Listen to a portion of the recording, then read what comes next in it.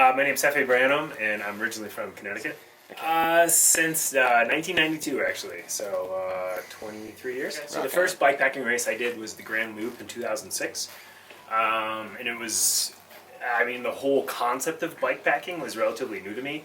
I had actually done a fair amount of camping with a bike with a bob trailer and my dog. I did that for a whole summer one year. I think that was in 2002.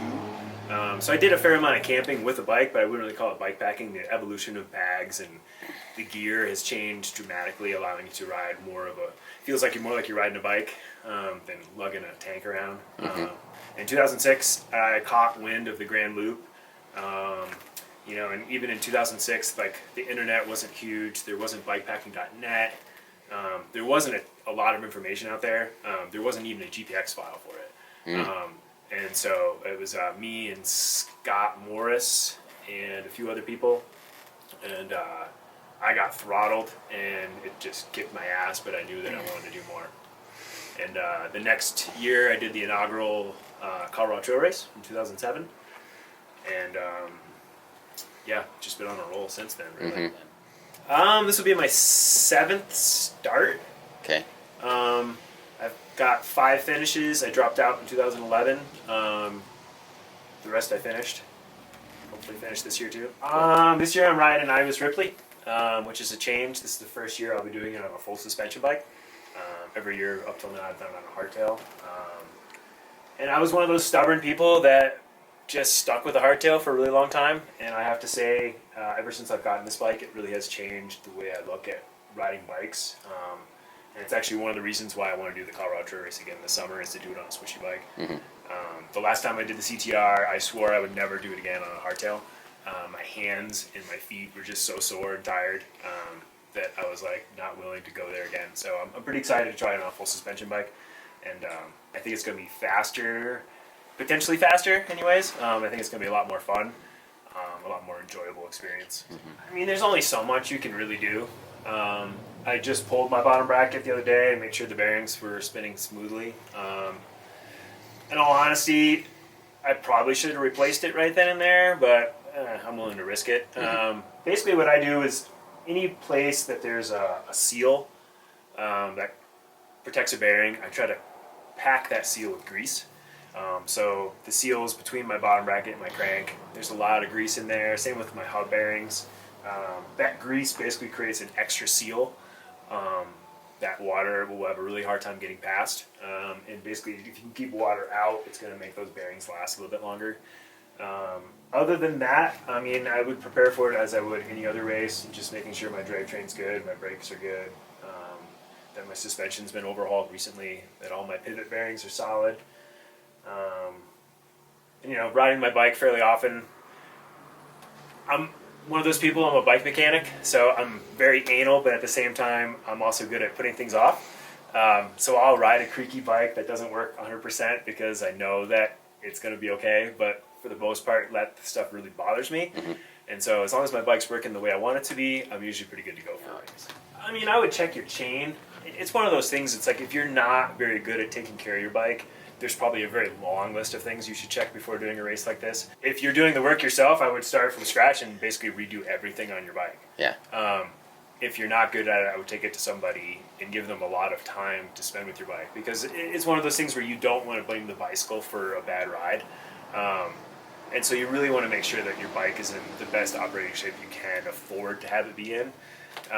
You just don't want to I remember I think it was the first year of the CTR, there was a guy who showed up with, his bike was a piece of shit. And it wouldn't shift, it popped. On the first climb, it was like, and you're just like, really, dude? You're gonna ride 500 miles? Like, come on. You have to be honest with yourself. Like, last time you rode your bike, did it work well? Did it shift right? Was it making any funny noises? Because all that's gonna be accelerated by wet weather and heavy use. And so you want your bike to be in as operable shape as possible. And the drivetrain and the brakes and the suspension are probably the most key things. Everything else is important as well. But if any of those things go out on you, it could be a really terrible experience. So I think having, a relatively fresh chain is a really good idea. Making sure your bottom bracket's relatively fresh and smooth. Brake pads, rotors, extra brake pads, all that stuff is definitely going to be a really good idea, especially in the wet. Seals and oil are going to make the fork more supple, and taking those little bumps out is going to make a big difference in a long race like that. I mean, let's face it, the average, the recommended rebuild time is something like 30 hours, I think, from Fox and RockShox. And that's going to be, your first day. So you probably should rebuild it beforehand and probably rebuild it afterwards. I haven't added any PSI. I've been rocking the frame bag on and off most of the summer. But no, I haven't added that much. I probably will add a tiny bit before I leave. But it actually handles just fine the way it is. I did 2 rides last weekend, pretty close to fully loaded. Not fully loaded with food and water, but with all my gear. And I didn't add any air, and my bike worked awesome. No, not really, no. Yeah. Bad. I make sure there's a good amount of stands. Yeah, you do. Well, I'm one of those people that is always trying things. I'm always trying different stems, different handlebars, different bar ends, different grips, bar tape, saddles. I mean, like, I am constantly seeking more comfort. And it's just a matter of spending that time, really, and not being lazy when it comes to trying something else. Like, I've tried the Jones bars, I've tried, and I like a lot of things, but what I like best is a 20-degree sweep bar. And those are custom Tie Cycles makes them. It's a pretty wide bar. It's one of the few bars of that I can get. I think it's a 750 millimeter width with a 20 degree of sweep. And wow. I can't find anybody commercially making that.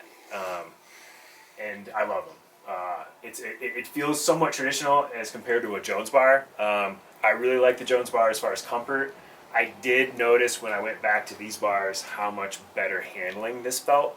It felt a lot more aggressive. It felt a lot more positive on rough terrain, and I definitely decided to go with those bars because of that. Because there's so much rough terrain on the CTR, and having that control makes a big difference as far as how much fun it is to ride. And like I said, this year I want to try to have some fun and not just survive it. And so that's part of my reason for going with those. So yeah, and then I just got some bar tape on there, and I got bar ends because I like to have a couple hand positions. No grips. I do have an ESI on this one. Don't ask me why. Just what I had sitting around. And yeah, I'm running a Bond Tracker saddle. I rode that in the Divide last year, and I really like that saddle a lot. But yeah, that's more or less. And I'm running a pretty short stem.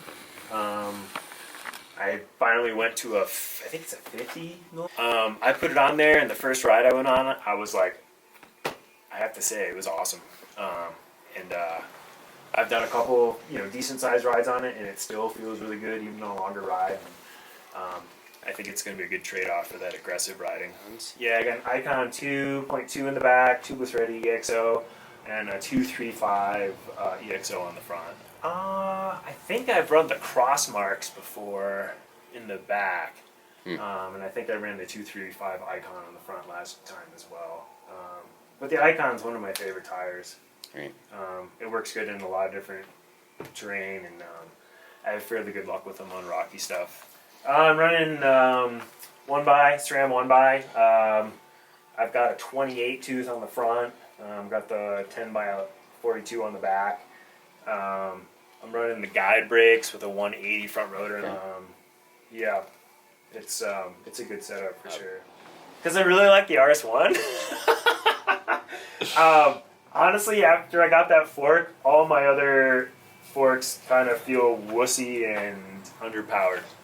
And I have another 120 mil travel front fork, but I don't like it as much. And it performs so well that I'm just going to carry batteries. That's a big I think it just kind of goes back to listening to your bike to some degree. I think your bike has a little bit of a voice, and if you listen to it, it kind of tells you what it needs. And I've seen plenty of people who show up at the start who don't listen to that. And if you're not mechanically inclined, find a good mechanic that you can talk to and that can kind of somewhat understand what you're going to put your bike through, because the Colorado Trail Race, even on the best day, is it's asking a lot of your bike. And I mean, I think about it like so many times every day on that race, like, I'm sorry. You're just like beating the crap out of your bicycle for, whatever mileage you're doing every day, whether it be 60 miles or 130 miles. It's a lot of beating down, and you definitely want to make sure that your bike is in the best shape as possible to make sure it can actually handle it. Because like I said, you don't want to drop out because your bike broke or some stupid bolt broke on your bike. You want to make sure that that is something that's taken care of before you start, for sure. I mean, we can go through all my stuff if you want, but I'm carrying extra spokes, extra derailleur hanger, extra master links, extra brake pads, an extra chainring bolt, an extra cleat bolt, things like that. I mean, you can't really feasibly carry everything, and I think to some degree you're just kind of creating more of a thing. You need to be prepared, but you also need to realize that whatever happens, you're going to need to be able to deal with it with what you do have. And being a bike mechanic, I feel somewhat confident being able to improvise to some degree. Even though I'm also kind of paranoid, and so I tend to carry probably more than a lot of people do, because I don't want to walk. I want to ride the damn thing. Well, I mean, to go back to the origins of quote-unquote bike packing, when I did even when I did the Colorado Trail Race in 2007 and the Grand Loop in 2006, there really wasn't a lot of bike bag stuff out there. I think Revelate might have been doing his thing at that point as Epic Designs, but I don't think it was like commercially available. And so literally, if you wanted to carry things on your bike and not carry a pack and a rack and panniers, you kind of had to make your own stuff. And so I basically started, and I've been sewing for a really long time, and so it was a pretty natural progression to just start sewing my own bags. And I've been continuing to do that since then. And it's actually, for me, it's kind of an exciting part of it. I actually get kind of excited about making a new bag, and I usually do it with the purpose of a race in mind. And so yeah, most of my bags are made for a specific thing or a specific bike. Yeah, I made all the bags that are on my bike, and I'm pretty stoked. I think they all work really well, and I think it's going to be a really good setup. Right now, I don't think there's very much in my frame bag. This is going to be for carrying food. I do have a can of sardines in there, which don't ask me why I have a can of sardines in there. I have a pack of honey stingers. This is just left over from my last ride. The honey stingers. Oh, and then I've got my Hero Kit crash pack. That's right. But yeah, the rest of that will be food, and I like to keep it somewhat full, so I'll probably put clothes in there as I dwindle my food supplies. Same with the stem bag, that'll be food. Down here is where I keep my tubes and my tools and extra bike parts and stuff like that, because it's I want to keep it low. It's heavy stuff to keep the weight low. It's also, it doesn't matter if it gets hit by rocks and stuff like that. That's the other reason why it's down there, why I didn't run the bottle down there, because I actually find that sometimes you catch your front wheel on that bottle, or you catch a rock on that bottle, or a lot of poop. It's another good reason not to put your bottle down there. And it's also consistent, so this weight's always going to be down here, because I hope I don't actually ever have to use any of it. Whereas the weight, I try to keep the weight as low as possible on the bike. I think it makes it handle a lot better. So that's why I'm going to carry my food here, a bunch of gear that I hope I don't use down here, so it keeps the weight low. Whereas my clothes and my sleeping will be up here, which is relatively light, and it's also something I'll be fluctuating through. Yeah, it's a pretty simple front harness bag. Nothing too fancy to it. It sewed it up on a rainy day the other day, and it's going to carry all my clothes and my very minimalist sleep system. The only time I ever brought a sleeping bag was the year I dropped out. Not that there's any connection to those two things, but yeah, so I got my Soul Baby. I cut the zipper out and sewed it back together because I hate zippers, and it makes it lighter. So this is just a touch over 200 grams, and super simple. Roll it out, get inside, shiver for a few hours, and get back up. I'm actually carrying a puffy vest this year. I haven't actually carried any insulation before, so I'm pretty excited about having that. And that's another homemade work there. Wow. 121 grams. I've got a pair of soft shell pants I've cut down into knickers, so that'll be my rain bottoms. I've got a super light rain jacket. I've got a buff. I've got knee warmers, arm warmers, and some nice heavy fleece windproof gloves. So that's what I'll be carrying for clothes, other than what I'll be wearing, which will just be a simple kit. And then, yeah, I got a bunch of repair stuff in here, and it's kind of it's not the easily accessible bag, but it's not supposed to be, and because I hopefully won't actually use it. So I've got a 29er tube, I've got a cross tube as a backup, I've got a thing of Dumont-Tech chain lube and a toothbrush to lube my chain. Got a couple tire levers. I've got a bunch of extra bike stuff here. Let's see what I actually have in here. It's probably good to double check this. I got 2 sets of brake pads.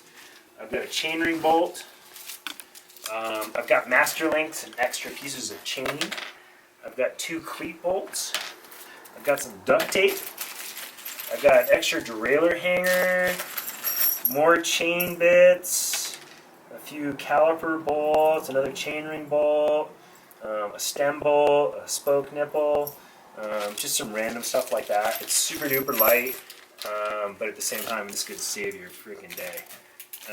So I've got all that, and then I actually have a little stash. Got my Hero Kit multi-tool, and this is actually a great little trick. Inside my seat post, I've been doing this for years actually, because if you don't have a great place for the stuff, it can seem kind of large and kind of cumbersome. But I take a bunch of zip ties and some spokes, and I put rubber bands and duct tape and some baling wire on it, and I actually keep it up inside my seat post. So it's completely out of the way, and you don't even know it's there. And I've never had them fall out. And let's face it, zip ties can fix just about anything, and some duct tape. So yeah, that's like kind of my basic repair, field repair kind of stuff there. And it just slides right back into place, out of the way. That's a really good question. This is the first year I've gone into the CTR not feeling all that, I guess I should reword that. This is the first year going into the CTR that I haven't been focused on it for a really long time.